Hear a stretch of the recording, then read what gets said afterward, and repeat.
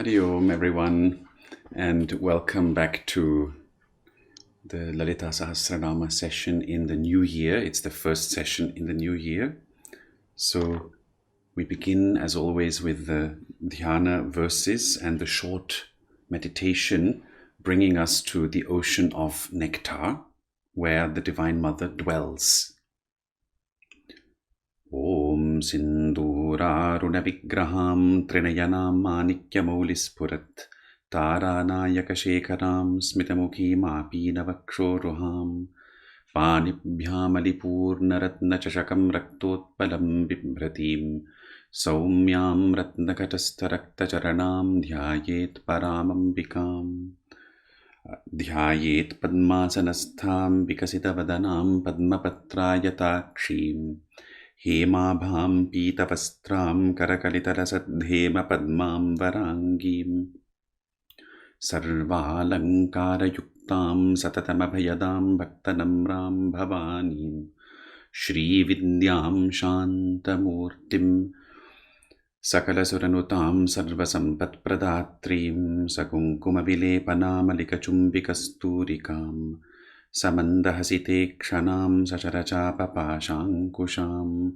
Asheshajanamohini Marunamalya Bhusham Varam Japakusumabhasutam Japavidhau Smaredambikam Arunam Karunatarangitakshim Dhritapashankushapushpabanachapam Animadibhiravritam Mayukairahamityeva Vibhavaye Bhavanim. So now how do we meditate upon the Divine Mother, Tripura Sundari? In the Agamas, in the sacred texts, it is written that in our heart there is the ocean of nectar. And by remembering this ocean, we automatically connect to it. So it is not only imagination. It is like when you remember a beloved friend, it is not only in your memory, that person also sometimes senses that you have remembered them. So there is something going on a deeper level when we remember the ocean of nectar, Sudha Sindhu in Sanskrit.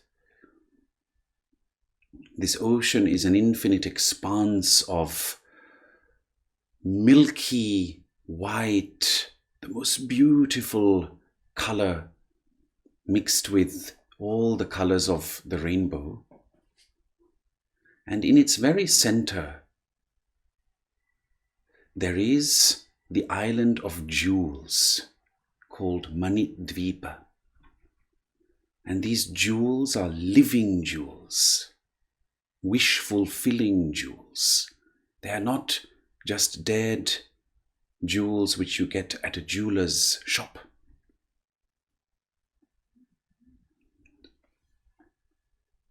And in the center of this island of wish-fulfilling jewels, there is a forest of wish-fulfilling trees, kalpatarus. Kadambavana, it is called in Sanskrit. The most beautiful trees that have red blossoms, like hibiscus flowers. And in the center of this Kadambavana, this hibiscus flower garden, there is a lake of lotuses. And in the center of that, there is an amazingly beautiful palace known as the Shri Chakra. It is made up of 9 layers, 9 avaranas in Sanskrit. And in each of them, the further one enters into the palace, there are divine yoginis sitting. Yoginis are divine beings who are liberated and who are in the same realm, the same loka as the Divine Mother, Lalita, Tripura Sundari. And the deeper we enter into the palace, the more beautiful it becomes, the more blissful. First, all our worries are removed. Then further, our needs are fulfilled. Then further in, the needs of others, the beings connected with us, are fulfilled. And the deeper we come, the more blissful, the more we feel the expanse of bliss, until we reach the innermost layer, the Sarvanandamaya chakra, the chakra of total bliss, absolute bliss. And beyond this, we find Lalita Tripura Sundari sitting upon Shiva. She is the energy of consciousness, Chitti Shakti, infinitely beautiful, infinitely playful. She brings forth all the worlds in one opening of her eyes. Unmesha nimishotpanna vipanna bhuvanavali. This will be one of the names that Tripura Sundari has in the Lalita-Sahasra-Nāma, that merely by opening her eyes and closing her eyes, she gives birth to entire universes. And now our text continues, and I have been asked to go a little faster. I shall try to do so, not to stick with each Sanskrit word, but to explain it a little faster, so that we can cover more names, since there are 1,000 names to cover, and we have so far done only 16. So I'm not good at maths, but I'm told that it will take many years to finish otherwise. So I shall try. Now, at the center of this palace, we are encountering Lalita Tripura Sundari, and now our text says, Vadanasmara Mangalya Grihatorana Chillika, that her eyebrows are resplendent like the archways leading into the palace of love, the palace of Kama, which her face resembles. Thus, this name means that Devi's face is similar to the abode of Kamadeva himself. Remember that Kamadeva is the god of love, and only Shiva was more powerful than Kamadeva. Shiva reduced him to ashes, and he had to be reborn as Pradyumna, the son of Sri Krishna himself. Her eyebrows shine like archways to the palace, to the abode of Kama.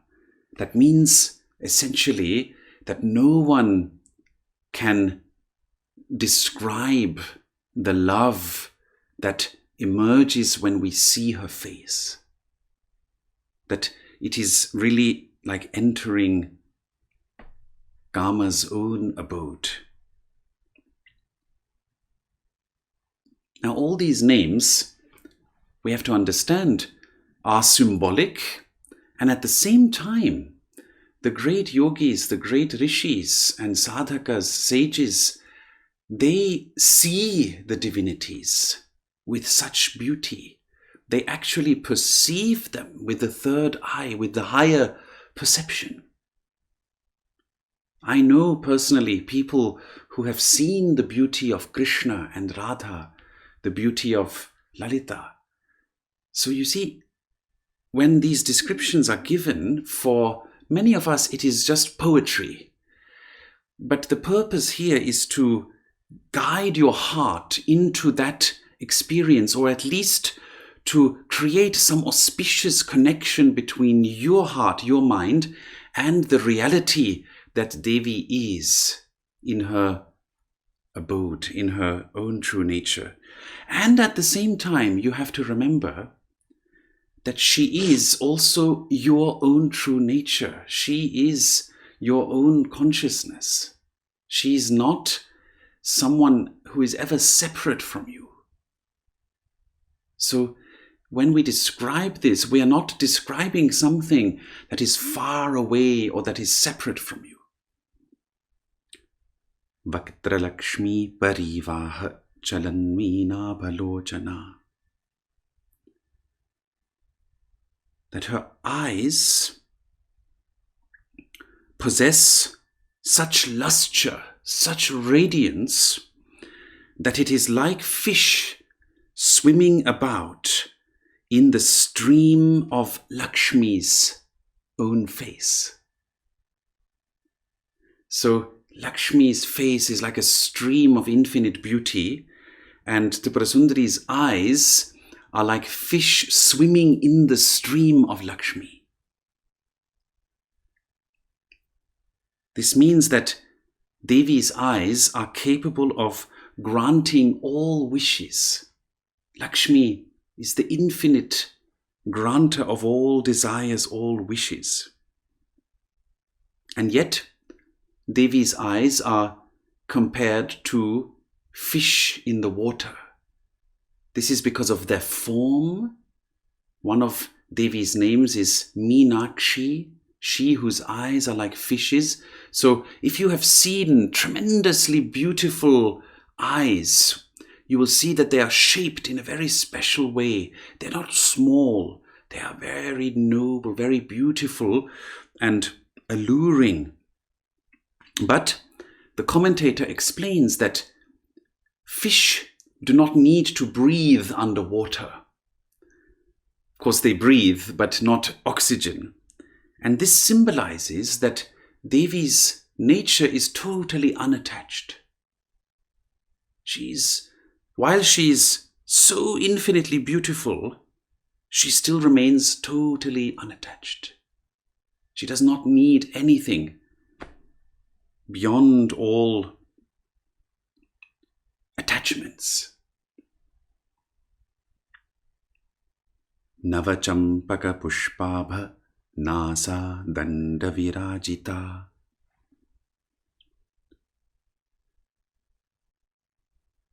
Her nose is so resplendent, so beautiful, that it is like an newly blooming champaka flower.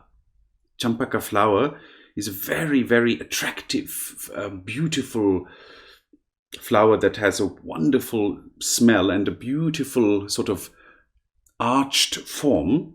So Devi's nose is said to be slightly curved, not straight, but slightly curved. And it is thus like this beautiful flower that is ever fresh and ever inspires with bliss and joy. So as you can see, these are descriptions of Devi's outer form, and the Sahasranama is structured in such a way that from the outer, it will go more and more to the inner. So those among you who don't understand or appreciate the poetic form, don't worry, there will be inner descriptions as well. Then, Tara Kanti Tiraskari Nasa Bharana Bhasura. That she shines with a nose ornament that is more luminous than the beauty or the loveliness of a star. So if you visualize an amazing star at night, the most beautiful star, and then you imagine that her nose ornament shines more luminously than even that star. The commentator says that it is like Venus shining, the evening star in the evening.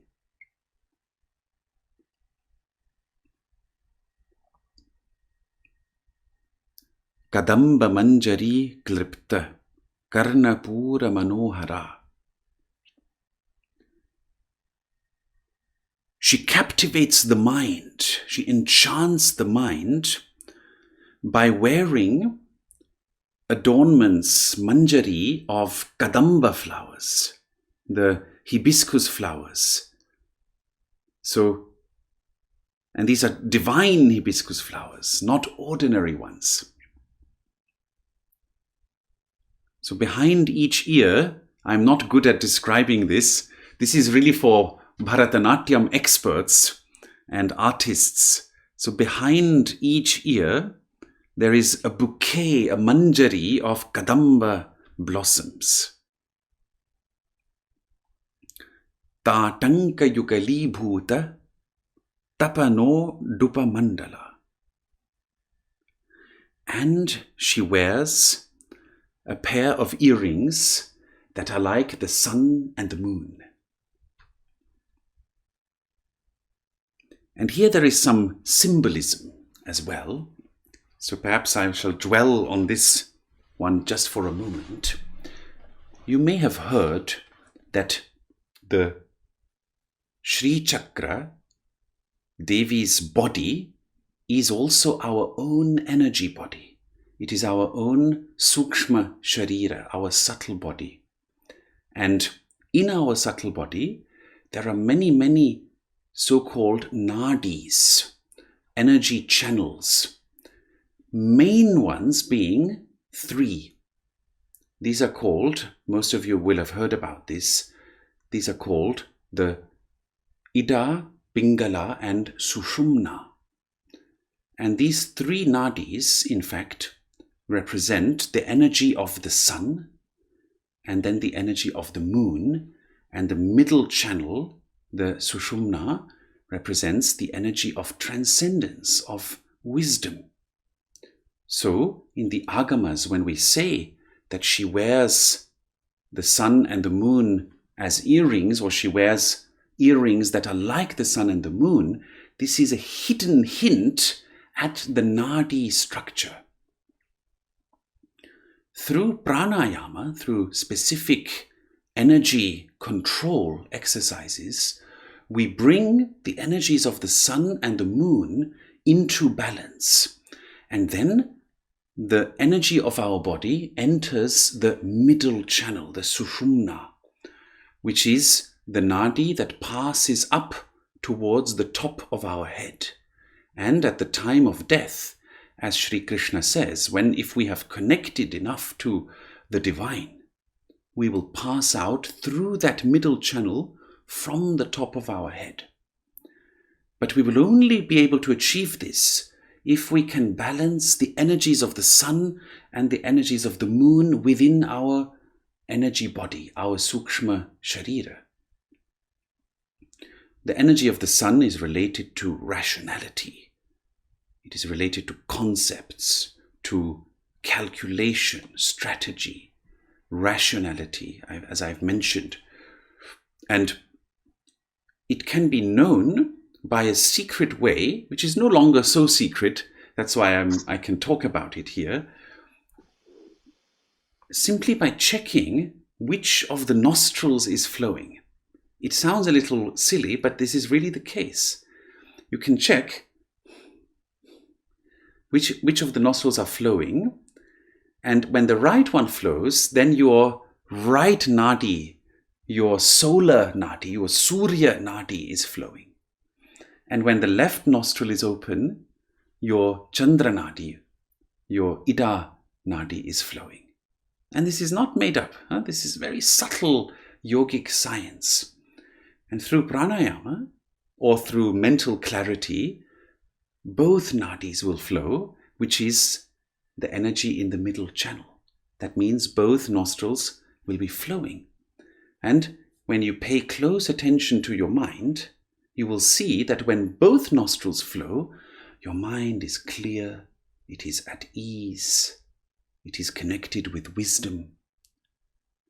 When your right one flows, it is said to be a good time to do very hard work, or to do very rational work, conceptual work, strategic work.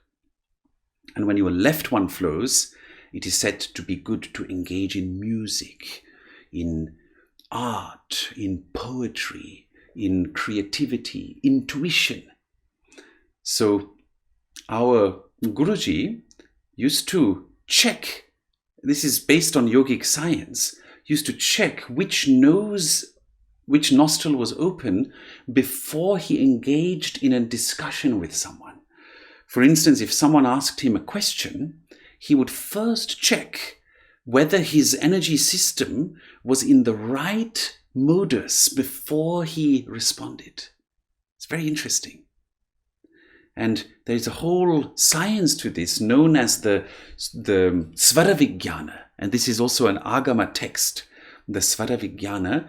And it becomes very, very subtle. I only want to give you a little glimpse of this, that it is not only which one is flowing, it is also how strongly the prana is flowing. So there is a certain length of the breath that when we exhale, how long does the breath flow? And through that, we can know which element is active. So not only which nadi is active, but also which element is active. Is the earth element active? So then it is earth and the solar nadi. Is it the water element? Is it the fire element? Is it the element of vayu or air? Or is it the element of space? So when both nadis flow and the middle channel is active and the element of space is present, is active, that is when our mind is absolutely vast. Then it is like the sky. And when the right nadi is active and the element of fire is also active, then we are very energized and we want to do something. We are very rajasic and so forth. Very subtle, highly interesting. So the commentator explains that the Divine Mother wearing earrings of the sun and the moon represents the two nadis in total balance.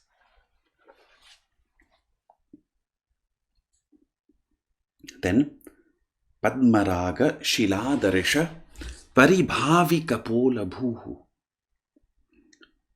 Her cheeks excel the beauty of mirrors made of rubies, made from rubies. This means that Devi's cheeks are always flushed like rubies. And I have observed that very good practitioners, very good sadhakas and sadhikas often have very flushed cheeks. So their energy is always in the upper part of their body, the spiritual energy, and they're full of joy, full of happiness, and therefore their cheeks are flushed. So this is a hint that Devi is also like that. But her cheeks are not ordinary cheeks. They are more beautiful than mirrors made from rubies. And in the mirror of her face, we can recognize ourselves. We can know our own nature by looking into her face. You see? There is no duality when it comes to the Divine Mother. Even as there is no duality when it comes to Krishna or Radha. There is always oneness and an inseparable connection. To see the Divine Mother's face means to recognize our own face. That is why her cheeks are compared with rubies that are made, with mirrors that are made from rubies. The Shaiva scriptures explain that Devi, in fact, is a mirror for Shiva to know himself. That without Devi, without the Divine Mother, the energy aspect, he would just be resting forever, abiding forever as quiet, silent existence. But because she becomes a mirror for him to see himself in, to know himself, through that the entire experience of creation comes about. It's a very deep subject. It is mentioned in the Shiva Sutra Vimarshini, which is a very special text.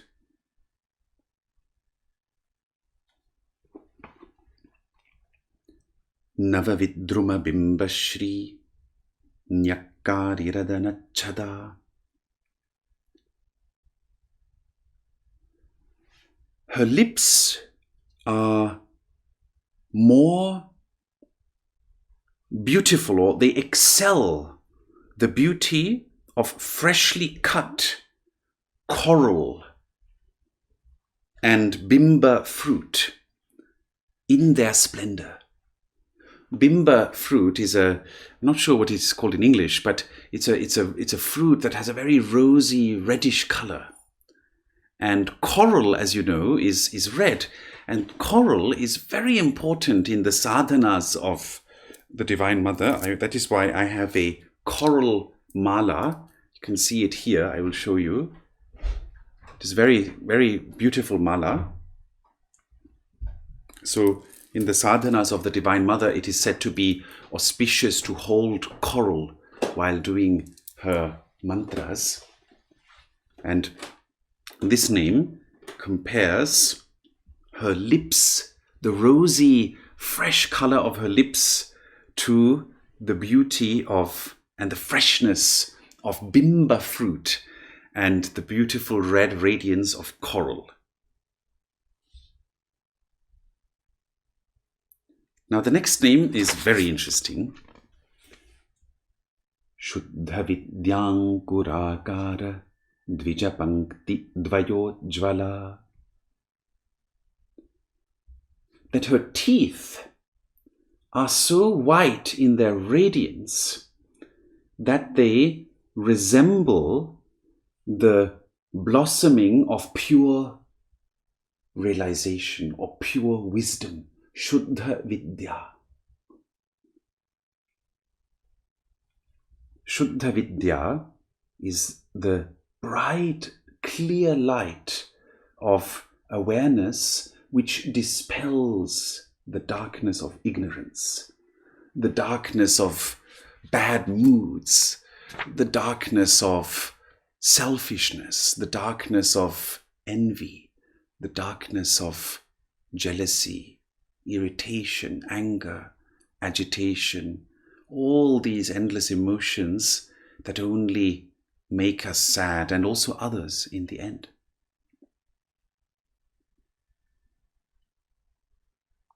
Shuddha Vidya is also secretly the name of Shri Vidya, which is the tradition of the Divine Mother Tripurasundari, and specifically refers to her innermost being.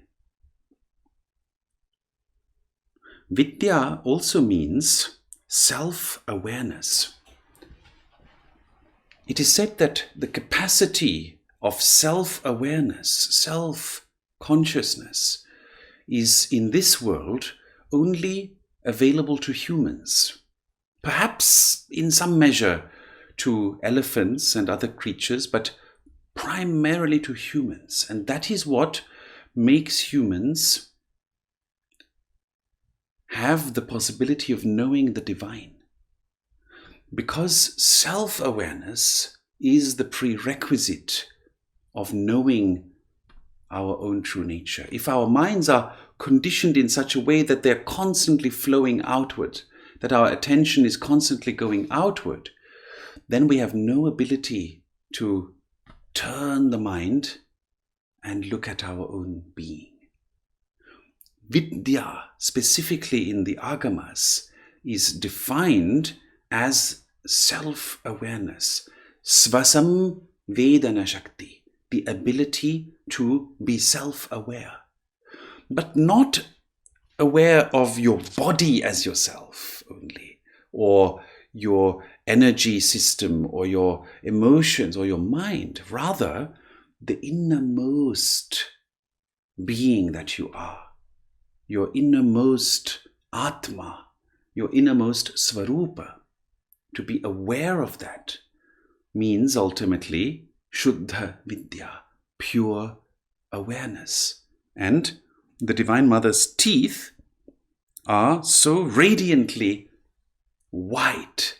Their lustre, their splendor is such that they can only be compared to the pure awareness. It's a wonderful simile, isn't it?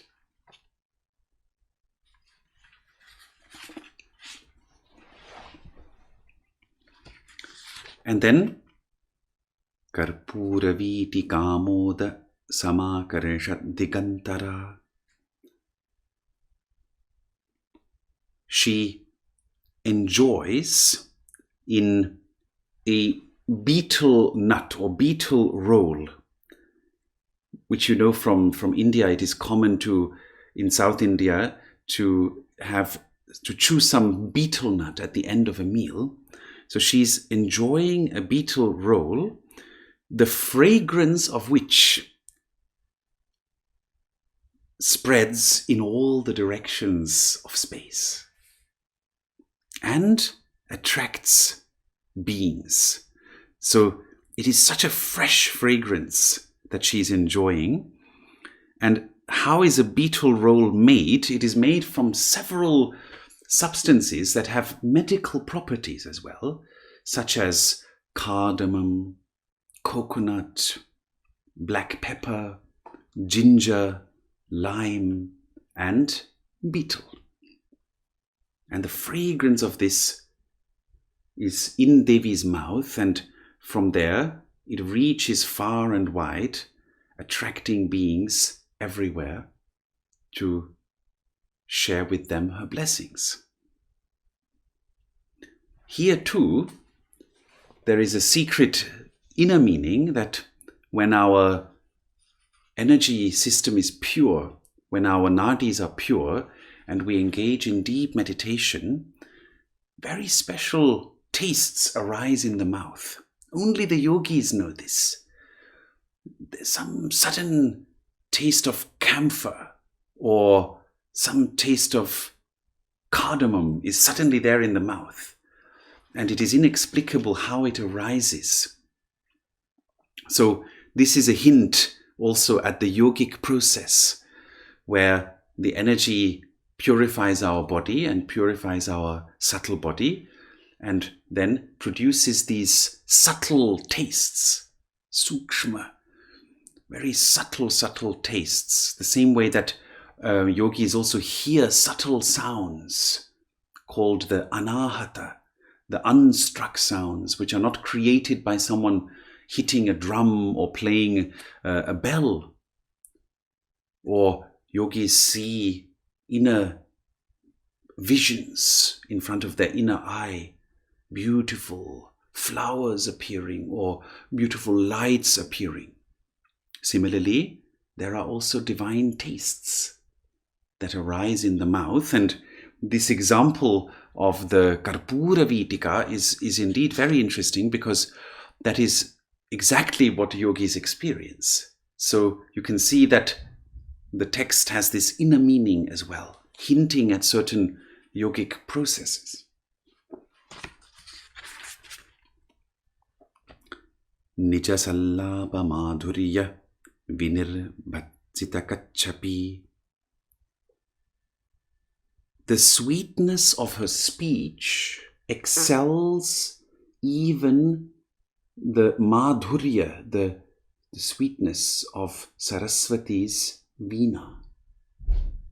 Imagine Saraswati, the goddess of all art, of all beauty, all music, all excelling, plays on her veena, the incredible divine beauty exuded by that, the bliss exuded by that, the Divine Mother's voice excels the sound of Saraswati's Veena.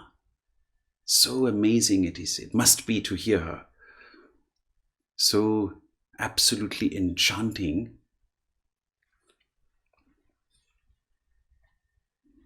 And here there is a verse in the Saundarya Lahari by Adi Shankaracharya, attributed to Adi Shankaracharya, that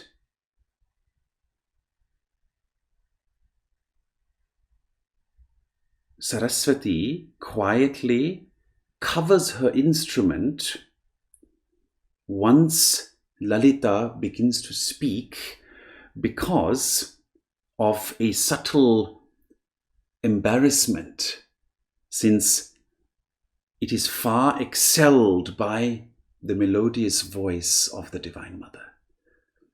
In other words, Saraswati feels a little bit embarrassed when she's playing the Veena once the Divine Mother starts to speak, since the sound of the Veena is not good enough in comparison to her voice.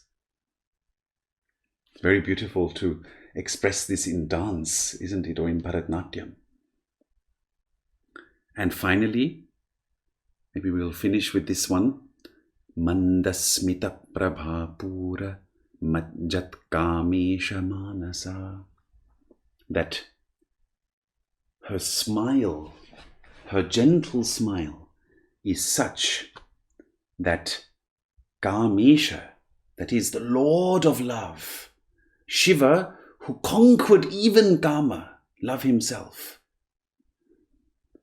her gentle smile is such that Shiva's mind, Kamesha's mind, the Lord of love, is melted and submerged into an ocean of light simply by witnessing it.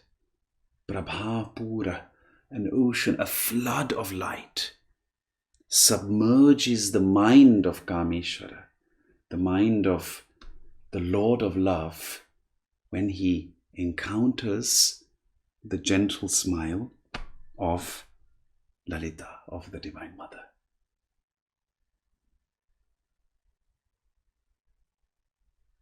So imagine if through great sadhana, great spiritual practice, you gain a glimpse of that. The sadhana of Sri Vidya begins with devotion to the Divine Mother, devotion to Tripura Sundari, and these names inspire that devotion. They encourage that devotion, knowing that the Rishi who revealed them, the Rishis, the sages who revealed them, witnessed her in this way.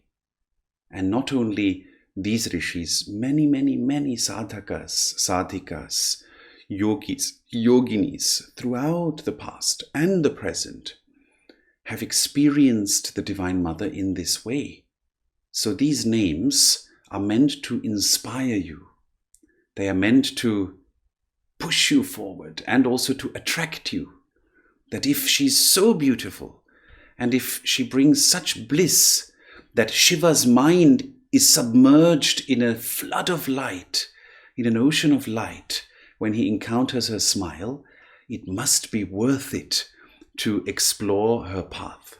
It must be worth to develop devotion for her, to develop sincere bhakti for her. Remember also that these names are not only names, they are also mantras.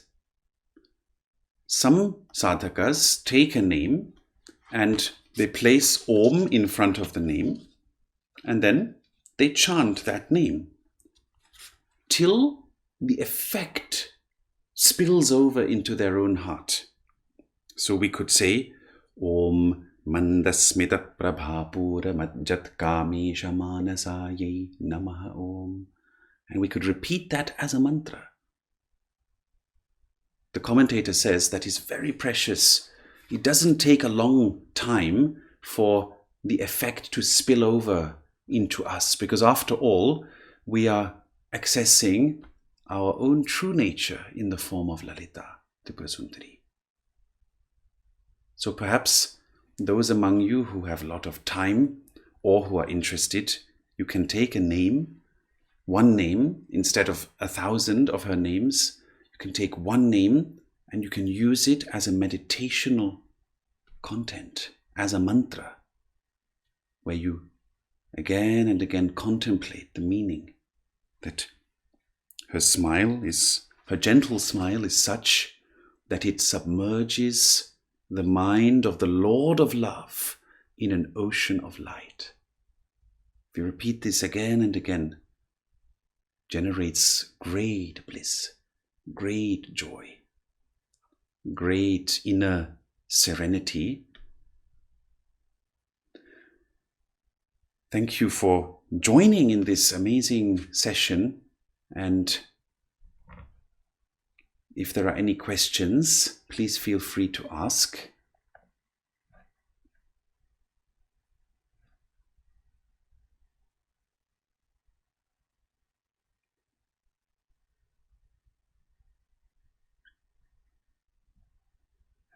I hope you are enjoying them as much as I enjoy them.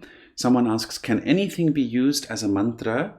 When you say anything, are you now referring to anything, or are you referring to any name? Could you clarify that? Right. So, no, not any shloka. Not all shlokas are mantras. Some shlokas are mantras, but not all shlokas are mantras. And not all names are mantras. Only very specific, great texts like Vishnu-Sahasranama, Lalita-Sahasranama are considered to be mantras, where the names have such power, such energy, that simply by taking a name, it becomes a mantra. So it has to be specifically stated in the text that the names are considered mantras. And in this case, this is what the Rishi has said. So not everything can be used as a mantra in that sense. You see, the point here is that the names have a certain energy, a certain power. That it is not just repeating an ordinary word. That by repeating these names, it is like we are extracting the rasa, the blissful flavor of that energy.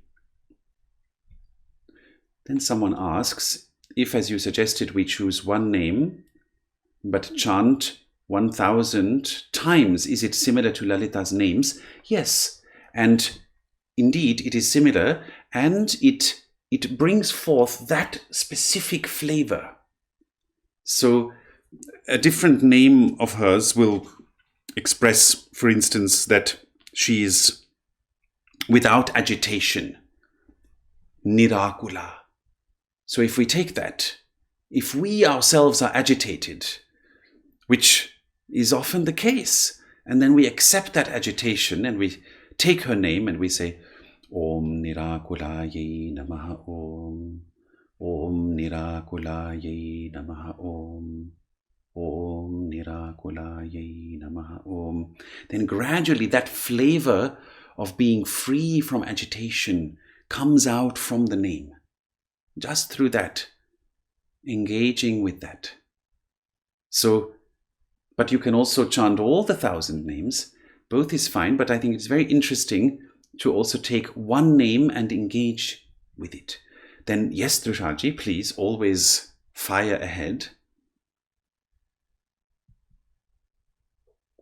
Hari Om Acharya-ji, thank you for this Vidya. When we have Lalita Devi or Tripura Sundari-ji, when there's sort of Vedic or goddesses and gods belonging to the tradition of the rishis, we find, and this is a personal interest of mine, and hopefully it benefits others, that there are similar sort of Devi Devtas, the gods and goddesses in other cultures, like the ancient Greeks or the Babylonians, Mesopotamians, Egyptians. So specifically for Tripura Sundariji, is there a kind of equivalent in any other kind of culture in the world that we're aware of? And are there sort of similarities or differences? Thank you, Acharya. Well, of course, the only one that immediately comes to mind is Tibet. But Tibet is, of course, used to be Bhota Desha. It used to be part of Greater India. Now, there's a different discussion. We don't want to go into the how and why it is no longer. But in Tibet, a very important Devi is called Kurukula. And of course, those of you who know the Lalita-Sahasranama, you will know that Kurukula also appears in the Lalita-Sahasranama as a name. So Kurukula is a very important Devi in Tibet. And she's really Tripura Sundari. You can see it from the iconography that the only difference is that she's standing and she's dancing. So it is slightly different iconography, but essentially it is the same form of Devi. Apart from that, I understand your question. I have in fact studied comparative religion in the past. In my youth, I think it is fair enough to say, we are no longer youthful. So, and there are some Middle Eastern goddesses, pre-Islamic goddesses, that very much remind of the Tripura Sundari. One of them being the goddess Aset in ancient Egypt. Have you heard of her? No. Aset. She's unfortunately known by the Greek name Isis, which today is associated with something else. So the goddess Aset, she also wears the moon in her hair, and she's also full of infinite splendor and beauty, and the descriptions are quite similar. And what might interest you is that the goddess Aset had a lot of influence on the iconography of Mother Mary in Europe. So in ancient times, it was very common, to take over certain iconographic aspects and certain forms and certain characteristics. And in the case of Mary, which doesn't mean that Mary didn't exist as a historical person, but some certain iconographic aspects of Mary were adopted over from Aset. So, in some way, we can say romantically that this goddess Aset continues in the form of Mother Mary in some way. And if you are very subtle, you might feel that a little bit. So, but yes, I understand your question. The only exactly corresponding form would be in Tibet, Kurukula. Otherwise, yes, there are similar forms. Okay. Thank you, Acharya Vidyabhaskar. Hari Om.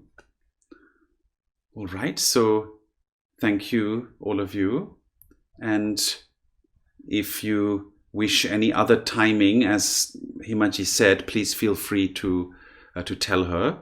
We could also start half an hour later if that works for you, but many of you have written that 6 o'clock is better, so we can also keep it there. And today we have moved a little faster. So in this way, I think we will get to the end of the Sahasranama. So wishing all of you the Divine Mother's bliss. Please always connect to the divinity, the deities. They are so full of joy, so full of bliss beyond this samsara that just connecting with them even a little bit gives us a ray of their bliss. And devotion is the way to achieve that. Wishing you a wonderful rest of the week, and Hari Om Tat Sat.